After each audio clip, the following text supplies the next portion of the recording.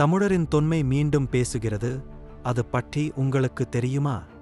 தமிழகத்தின் ஏலகிரி மலைகளில் 9,000 ஆண்டுகள் பழமையான குகை ஓவியங்கள் கண்டுபிடிப்பு. இது சுமார் 100 சதுர மீட்டர் பரப்பளவில் பரவியுள்ளது. 80க்கும் மேற்பட்ட மனித மற்றும் மிருக உருவங்கள் காணப்பட்டன. அனைத்தும் ஒரு மர்மமான வெண்மைப் பொருளால் வரையப்பட்டவை. அந்த பொருள் ஆயிரக்கணக்கான ஆண்டுகள் கடந்தும் அழியவில்லை.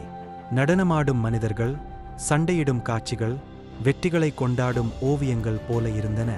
இவை நியோலிதிக் கால தமிழர்களின் சமூக மற்றும் சடங்கு வாழ்க்கையின் சாட்சிகள். ரெட்டியூரில் உள்ள குகையை பார்த்த பொதுமக்கள் சேக்ரேட் ஹார்ட் கல்லூரியை தொடர்பு கொண்டனர். பேராசிரியர் பிரபு தலைமையிலான குழுவும் வனத்துறை அதிகாரிகளும் வந்து ஆய்வு செய்தனர்.